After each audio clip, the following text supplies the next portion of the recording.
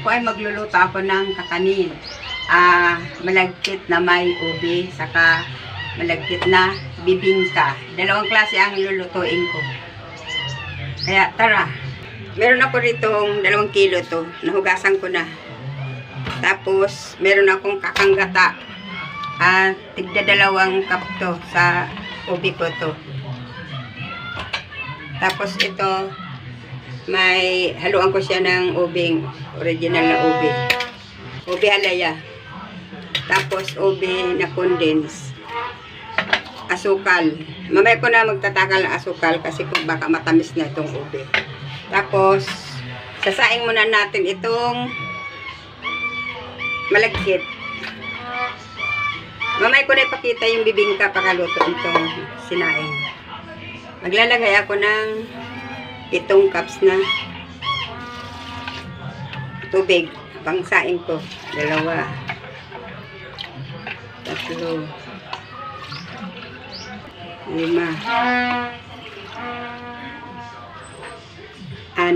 Yung ano pala ito, yung huling gatang-gata na sayang.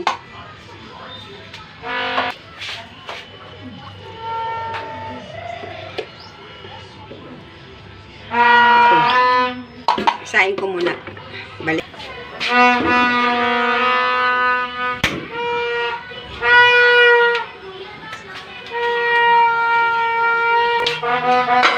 Ngayon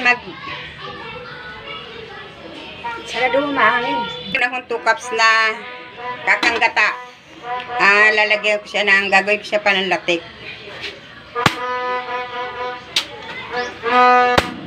Gagawin sa latik, ilalagay ko sa ube na malagkit. Balikan.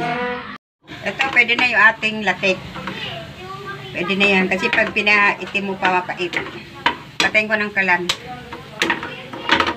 Luto ko na itong...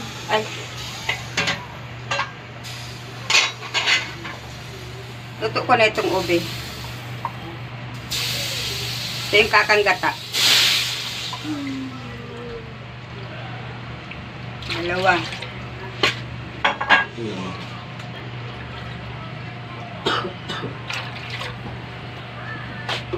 Bali 3 cups itong linagay kong kakanggata. Lalagyan ko siya ng tanglad para mabango. Sorry, ano pala? Pandan. Pandan, hindi tanglad. Magluluto kayo manok, may tanglad. Tapos, lagyan ko siya ng 1 cup na ube halaya. Nahin ko muna siya para madurog.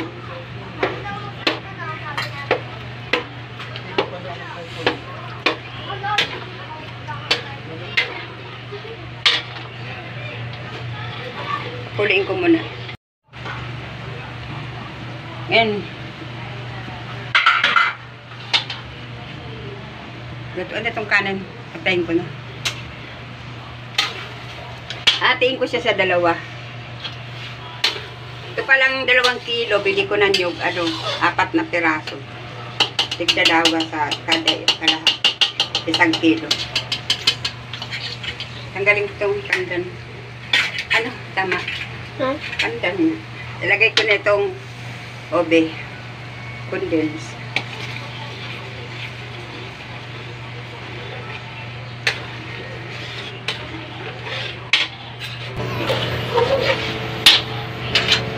Lagay ko na yung malagkit.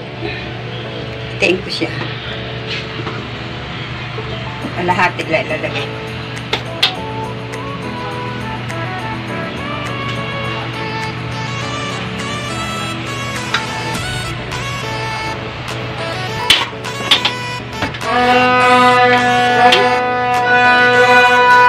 Kalimutan ko yung asin.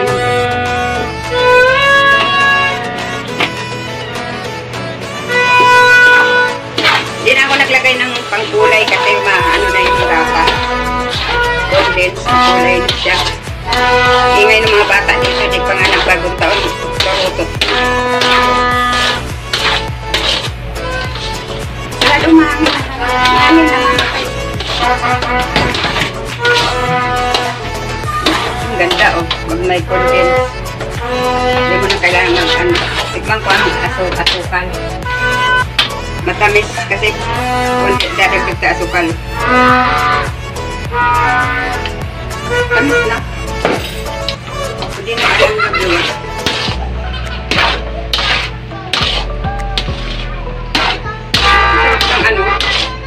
Ang gubi talaga ang bihalaya.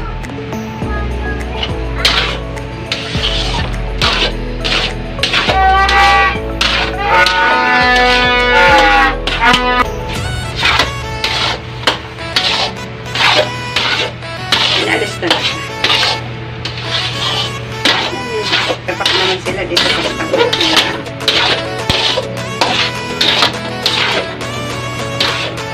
Haluin lang ng haluin. Hanggang sa lumapit siya, maglagpit. Ito yung ang gubi. Alaya.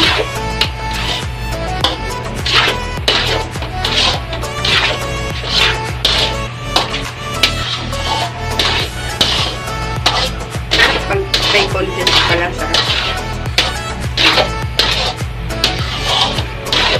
sana wag naman ako sumpungin. Naggawa kami ng ubi alaya. Sinumpong ako. Yung ako ko nagalo. Diyos ko dahil. Natuyo na.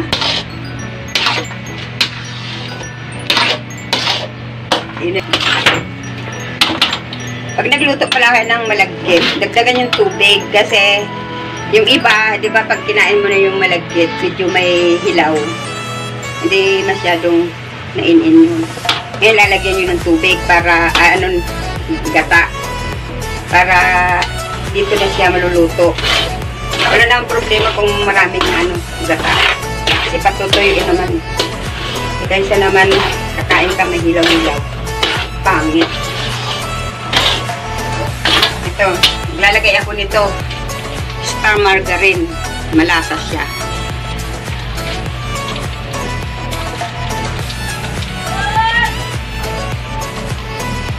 Yan nilalagay ko pa ako nagluluto.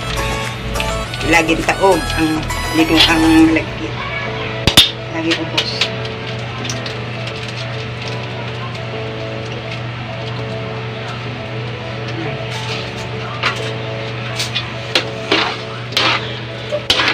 Kaya ang gawin nyo, kaunti lang na asin. Kasi may star margarine siya.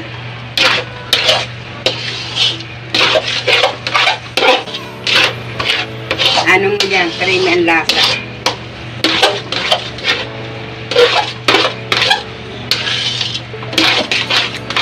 Uy, kumawa ka man ang kasara mo kung tama ng tali.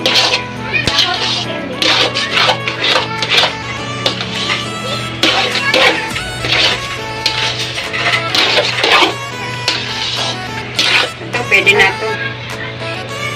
Kumawa tama ng tamis. Ako kasi ayaw ko na matamis.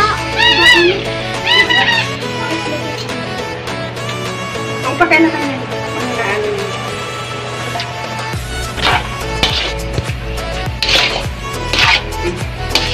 Patay ko na ang kalan. Luto na. Sasali na natin.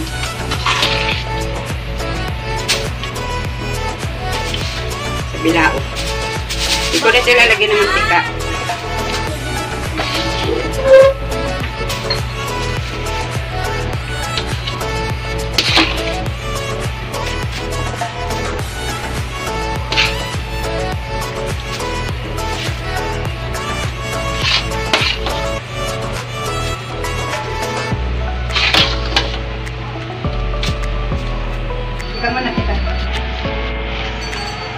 Gaganin nyo siya, oh.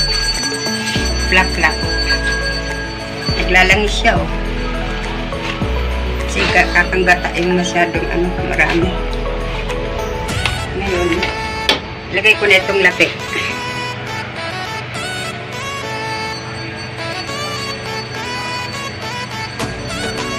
Saan nyo kung anong gusto ilagay. Pwede rin cheese. Pwede rin itong lapi.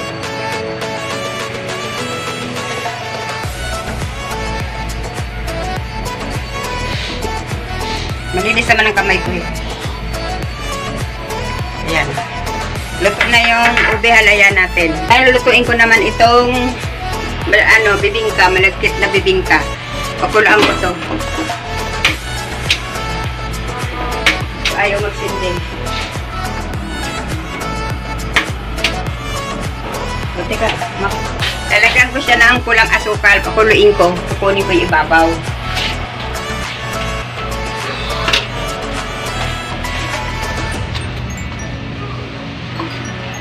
Siguro mga ano lang.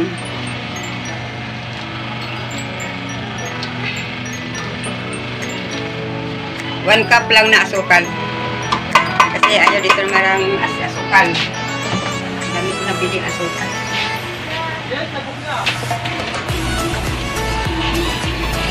Ngayon tayo natin na kumulo to.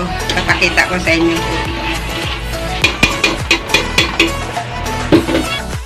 Ito, kita nyo, kumulo na siya. Papatayin ko na siya kasi pangit ang na-over nito. Hintayin natin lumabig. Kukunin ko yung ibabaw. Yan ang ilalagay ko sa kanin. Ayun, pakita ko sa inyo. Ito, kukunin niyo yung ibabaw. Malamig na. Yan ang ilalagay niyo sa ibabaw na. Kasi pag na-over to, pangit na. Kailangan nasa ayos yung kulo niya. Isang kulo lang. Ayan. Ilalagay natin sa ibabaw.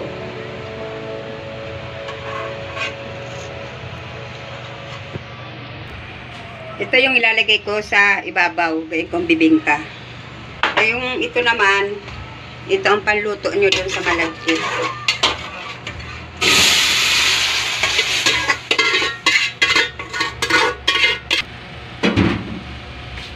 Lagyan ko siyang pandan para mabango. Ano ba yan? Matanggal. Teka muna. Lagay ko na itong kanin. Ay, kanin. Ano ba yan? Malagkit me. Malagkit. Ano ba? Lagi nila nagkakamali. Hindi ko na siya lalagyan ng asukal kasi may asukal na kanina.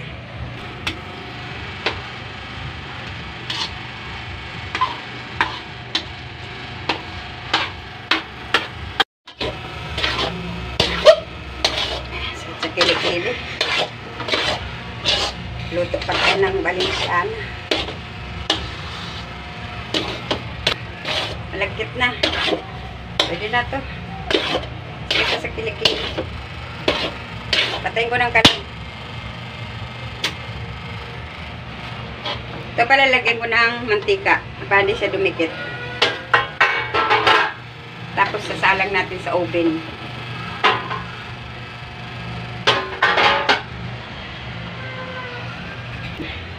Sarap. Ngayon ilagay ko na itong kinuha ko kanina sa ibabaw. Lakas ang hangin.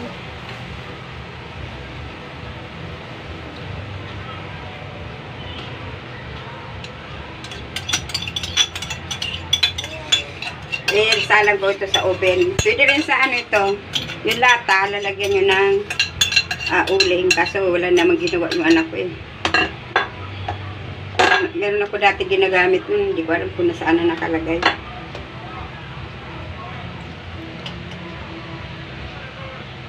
O, balikan natin. Lagay ko lang sa oven. Ang ating nalutong bibingka, ito na siya. Tapos, ito yung ube alaya. Ube alayo. Ay, ube, di ko pala. Sorry. Kakamali po kasi. Kakamali. Ngayon, tikima na. Tikima na. Huwag ka malikot. Para ka naman, ano. Iwalan ko ng konti. Baka hindi maubos titipay.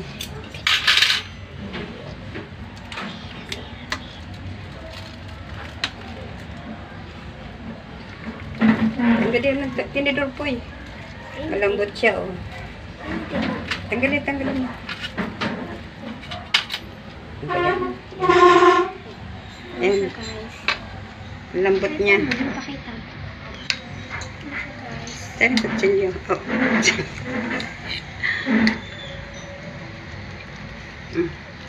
Masarap niya pala yung may ano.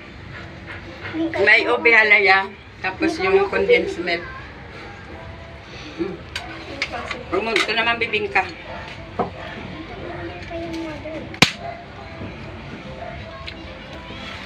Di ba ang konti? Ate yun.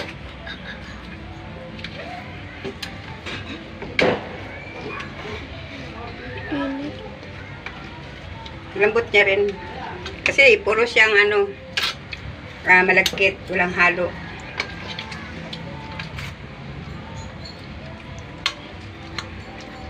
Buhok kami.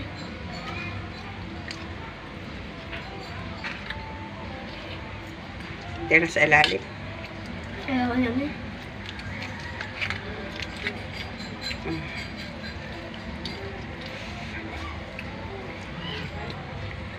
Tama lang yung tamis.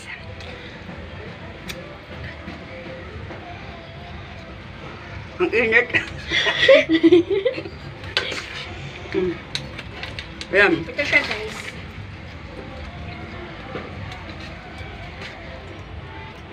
Ay, bye-bye. Ito na yung luto namin na ano, ube. Ano ba? Kakanin na ube. Tapos, ito ang bibingka. Patay mo na kayo. Sunog na yung kawali. Ano ba yan, May?